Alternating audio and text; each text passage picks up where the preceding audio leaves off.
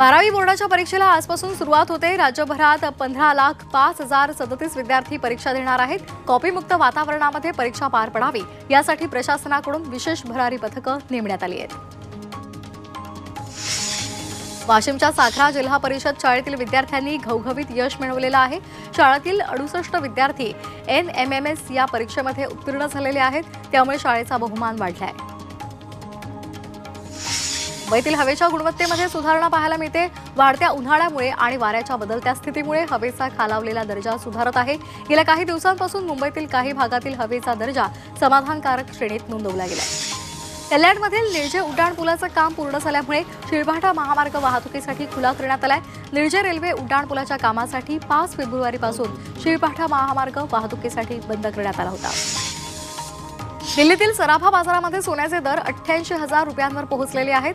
मुंबईतील झवेरी बाजारामध्ये 24 कॅरेट शुद्ध सोन्याचा घाऊक भाव 85,000 गेलाय। गुंतवणूकदार सोन्याच्या सुरक्षित गुंतवणुकीकडे आता वळलेले आहेत, त्यामुळे जागतिक पातळीवर सोन्याच्या भावात तेजी कायम आहे। नायगाव BDD चाळ पुनर्विकास प्रकल्पाचं काम वेगानं सुरू आहे। दुसऱ्या टप्प्यातील कामाला नुकतीच सुरुवात झाली आहे आणि त्यासाठी चाळी सध्या रिक्त करण्यात आल्या आहेत। दरम्यान डिसेंबरपर्यंत घरांचं काम पूर्ण होण्याची शक्यता आहे। मुंबई महानगरामध्ये 7 ठिकाणी व्यापारी केंद्र उभारली जाणार आहेत। मुंबई महानगर प्रदेश विकास प्राधिकरणानं त्याचा आराखडा तयार केलाय। यामध्ये BKC, वडाळा, खारघर, वरळी, बोईसर, विरार आणि गोरेगाव फिल्म सिटी या परिसरामध्ये ही केंद्र उभारली जातील। BKC बुलेट ट्रेन स्थानकावर 10 हेक्टर जागेवर मिक्स यूज पद्धतीने विकास केला जाणार आहे। त्यामध्ये रिव्हरफ्रंट, रिटेल आणि रेसिडेन्शियल जागा तयार केल्या जातील। त्यासाठीचा आराखडा तयार करण्यात आलाय। नवी मुंबईच्या विमानतळाजवळ एरो सिटी विकसित केली जाणार आहे। त्यासाठी 270 हेक्टर जागेचा वापर केला जाईल। यामध्ये 5 स्टार हॉटेल, मनोरंजन केंद्र तसंच समुद्राजवळ बंदरही उभारलं जाणार आहे। कुर्ला आणि वरळीमधील 17 हेक्टर जागेचा विकास केला जाणार आहे। कुर्ल्यातील 10.5 हेक्टर तर वरळीमधील 6.5 जमिनीवर हॉटेलचा आणि त्याचबरोबर हॉस्पिटल, मनोरंजन हब, रहिवासी आणि व्यावसायिक जागांचा समावेश असेल। मुंबई गोवा महामार्गावरील कशेडी घाटामध्ये दोन्ही भुयारी मार्ग लवकरच सुरू होणार आहेत। 26 जानेवारीला हे भुयारी मार्ग सुरू होणार होते, मात्र काम अपूर्ण असल्यामुळे आता 15 दिवसांनंतर हा मार्ग पूर्ण होण्याची शक्यता वर्तवली जाते। मुंबईमध्ये कोणत्याही पुलाची उभारणी करताना रेल्वे, बेस्ट आणि पोलीस यांच्यामध्ये समन्वय आणि सुसंवाद असावा असे निर्देश मनपा आयुक्तांनी दिलेले आहेत। गोखले पूल, विक्रोळी पूल, कर्नाक पूल या रेल्वेचं काम पावसाळ्यापूर्वी पूर्ण करून ते वाहतुकीसाठी खुले करावेत असे निर्देशही देण्यात आले आहेत। मुंबईला पाणीपुरवठा करणाऱ्या धरणांमध्ये सध्या 70% पाणीसाठा उपलब्ध आहे, त्यामुळे मुंबईकरांची पाण्याची चिंता मिटली आहे। राज्यातील 138 मोठी धरणं आहेत, त्यामध्ये सरासरी 69% पाणीसाठा उपलब्ध आहे। अमरावतीच्या चिखलदऱ्यातील स्कायवॉकच्या कामाला आता सुरुवात झाली आहे। जगातील तिसरा आणि भारतातील पहिला स्कायवॉक हा चिखलदऱ्यात तयार होतोय। वन विभागाच्या जाचकटेमुळे गेल्या 3 ते 4 वर्षांपासून हा स्कायवॉकचं काम रखडलं होतं। नागपूर गोवा शक्तीपीठ महामार्ग विरोधात सांगलीमधील बाधित शेतकऱ्यांनी मुख्यमंत्र्यांना रक्तानं लिहिलेलं पत्र पाठवलंय। सांगलीच्या बुधगाव इथल्या 100हून अधिक शेतकऱ्यांनी टिकाऊ जमीन क्षेत्र महामार्गामुळे बाधित होणार असल्यामुळे मुख्यमंत्र्यांना पत्र पाठवले। शक्तीपीठ महामार्ग रद्द करण्याची मागणी त्यांनी केली आहे। पंढरपुरातील नादेपुते नगरपंचायतीनं तयार केलेला विकास आराखडा रद्द करण्याची मागणी केली जाते। सोलापूर कार्याध्यक्ष अक्षय भाट यांनी पालकमंत्री जयकुमार गोरे यांच्याकडे या संदर्भात मागणी केली आहे। नागरिकांना विश्वासात न घेता आराखडा तयार केल्यामुळे आराखडा रद्द करावा अशी मागणी केली जाते। सांगली जिल्ह्यामध्ये येत्या 6 महिन्यांमध्ये मोठा प्रकल्प उभारू अशी ग्वाही उद्योग मंत्री उदय सामंत यांनी दिली।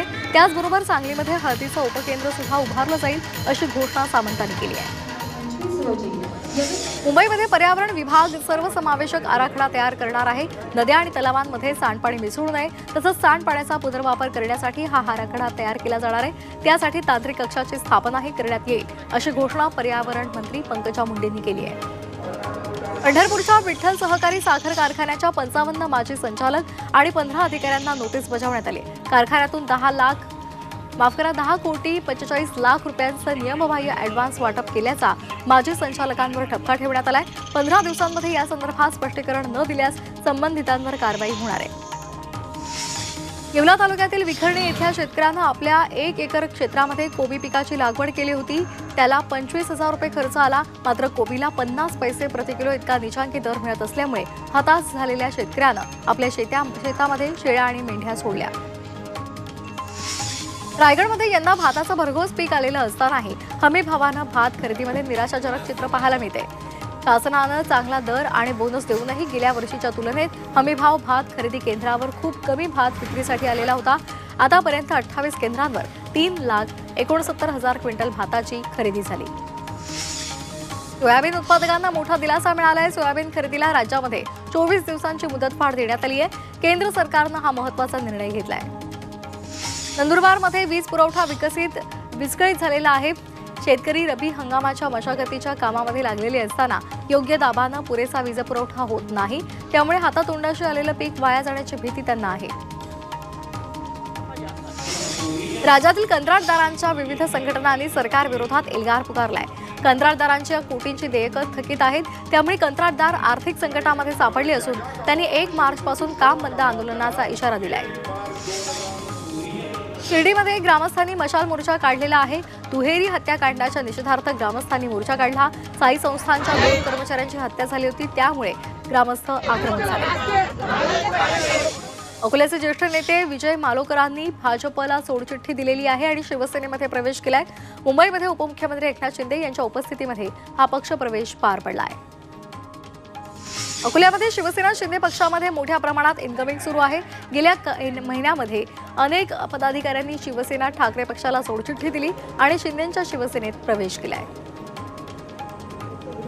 अभिनेते राहुल सोलापूरकर यांच्यावर सरकारनं कठोर कारवाई करणार असल्याचं सांगितलेलं आहे। सार्वजनिक बांधकाम मंत्री शिवेंद्रसिंह राजे भोसले यांनी ही माहिती दिली आहे। छत्रपती शिवाजी महाराज आणि डॉक्टर बाबासाहेब आंबेडकर यांच्याबद्दल वादग्रस्त वक्तव्याबाबत अभिनेते सोलापूरकर यांच्यावर कारवाई होणार असल्याचं कळतंय। राहुल सोलापूरकर यांच्या विरोधात शिवसेना उद्धव बाळासाहेब ठाकरे पक्ष आक्रमक झालाय। सोलापुरात पक्षाच्या कार्यकर्त्यांनी मोठं आंदोलन केलं। यावेळी डॉक्टर बाबासाहेब आंबेडकरांविषयी वादग्रस्त विधान करणाऱ्या राहुल सोलापूरकरांच्या प्रतिमेला जोडे मारो आंदोलन करण्यात आलं। राहुल सोलापूरकर यांनी महापुरुषांबद्दल केलेलं वादग्रस्त विधान त्यासंदर्भात मंत्री शिवेंद्रसिंह राजे भोसले यांनी प्रतिक्रिया दिली आहे। महापुरुषांबद्दल बोलताना भान ठेवा, तसंच राज्य सरकार यासंदर्भात कठोर कारवाई करणार असा इशारा त्यांनी दिलाय।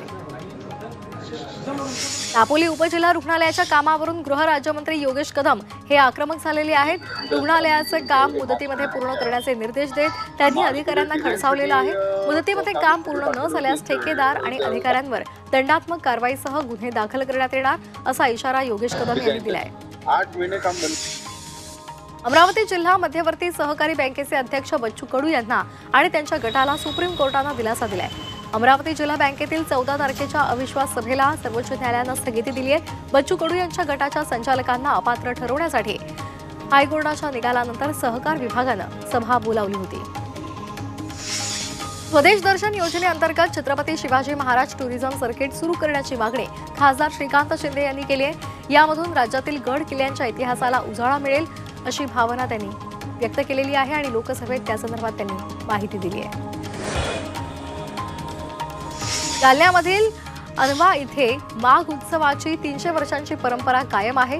माघ उत्सवानिमित्तानं भगवान पांडुरंगाची रथोत्सव मिरवणूक काढली जाते। या मिरवणुकीला हजारो भक्तांनी उपस्थिती लावली।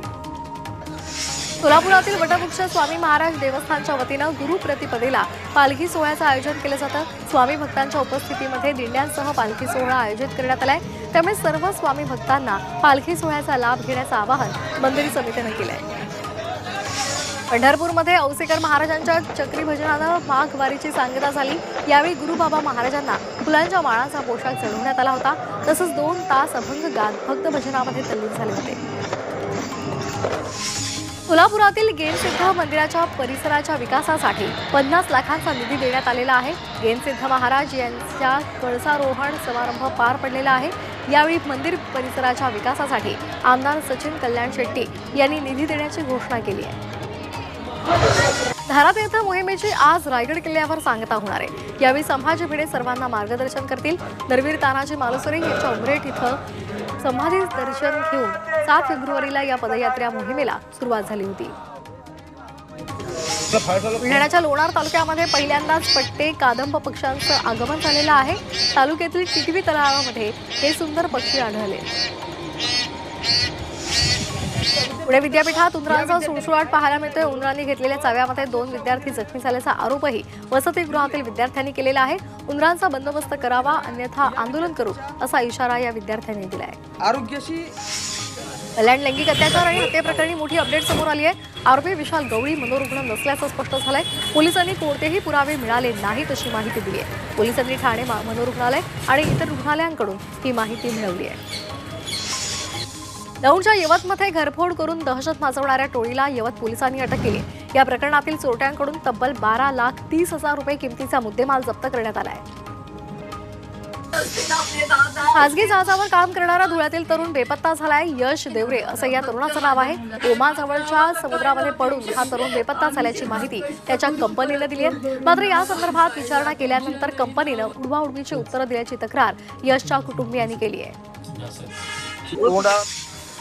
स्वस्तामध्ये सोनं देण्याचा आमिष दाखवून रायगडमधील व्यापाऱ्याकडून 1.5 कोटी रुपये लुटल्याची घटना घडलेली आहे। या दरोडेखोरांच्या टोळीनं चक्क पोलिसांचा सहभाग सुद्धा या टोळीमध्ये असल्याचं तपासात निष्पन्न झालंय। दरम्यान या प्रकरणी पोलिसांनी 4 बेड्या ठोकल्या।